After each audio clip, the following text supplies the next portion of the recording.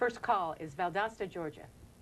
Hi, Mr. Kelley, I appreciate your candor. I have two questions for you.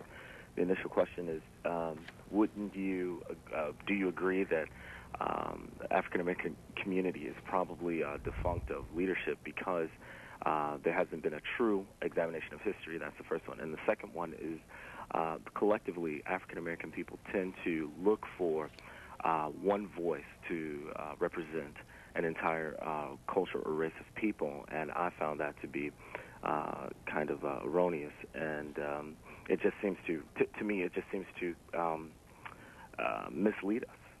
Well, like I was saying before, I think a tendency has been for the rise of a one leader, a messiah sort of person, a person who can articulate the black need and things of that nature. You really see that in the beginning, after the Civil War and the post-emancipation period, particularly in Reconstruction, where actually the first significant HNIC was Booker T. Washington. And after that, when he died, that model fell away to a certain extent. Then you had people like W.E.B. Du Bois, who was arguing for a talented tenth sort of like leadership. But I think what has happened since the demise of Malcolm X, since the death of Martin Luther King, and since people like A. Philip Randolph and Adam Clayton Powell have left, you've now found a more collective leadership in the sense of the Congressional Black Caucus, which I call the National Political Directorate. And I think they were trying to articulate black needs and wants during the 1970s, but I think basically it fell apart when the Reagan administration came. And the Reagan administration just called Black America's bluff. And African-American politics has a tendency to basically dismantle its own effective organization. Like, I'll give you a case in point. A. Philip Randolph said something to the effect that we should go from protest to politics, meaning standing down the activist wing. You had that in the mid-'60s. And then you have recently Jesse Jackson basically standing down a potential apparatus after his two campaigns.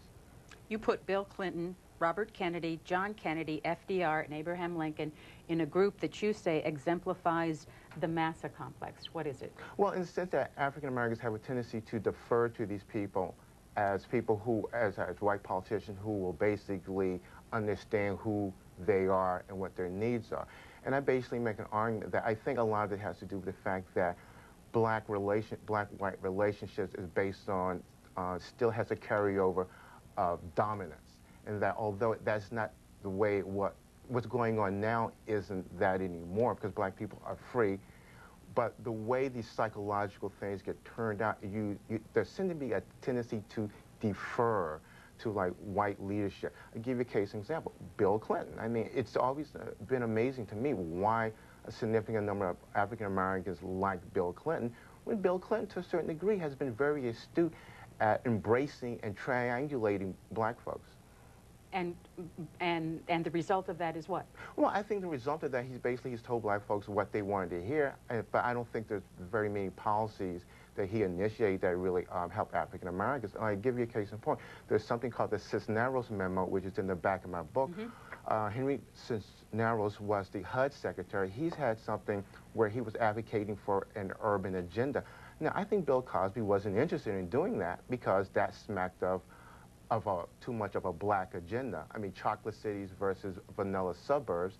And if you really go back and listen to Bill Clinton's policies, he always was trying to do certain things in which he was trying to embrace black folks to a certain degree, pull them back into the Democratic Party, okay, but then also have like a critical distance from them.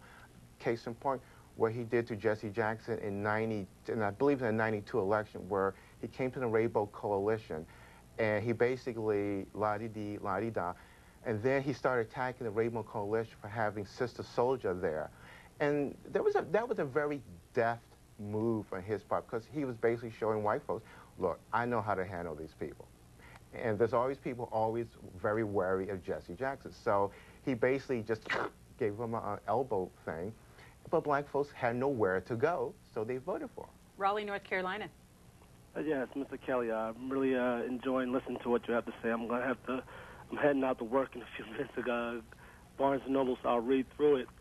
My question is, I'm more of a black conservative, and I think you've made many points on what I've been saying to some of my friends is that we run blind off the cliff in regards to the Democratic Party, white liberals, who say that Republicans and others don't have the best interest of blacks in hand, but we seem to just allow the Democratic Party to take us for granted at a 92% clip where we just go vote for someone that really does not have our best interest at hand. And the massive complex is the best way to describe it to most blacks who can understand it, whereas whites, they need to read the book to understand what you're saying in that regard.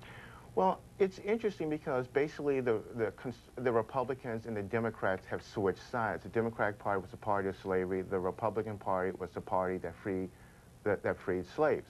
Then it switched later on. Now the Republican Party is basically the party that has come up with some of the most panzer-like division ideas in regard to black people's interests. The conservatives have played patsy with some of the worst elements that left the Democratic Party and joined the Republican Party. So it's questionable to me whether or not even the Republican Party have black people's interests at heart. I think what you have to do is basically look at this. Nobody has your interests in heart. You have no friends. You just have permanent interests, and that's what you should be basing your consideration on. What is in your interest as an individual? What is in your interest as a member of a community? And what is in your interest if you conceive yourself being part of the black nation or the black community? What is in that nation? What is in that interest at whole? But I would be, there's a woman by the name of Carol Swain who wrote a book called Black Faces, Black Interests. And she basically also looks at Republican policies. And I think she has a tendency to think that Republicans, by and large, do not hold black interests, in any high regard. Next is Richmond. Hello. Hello. It's good to get through on C-SPAN.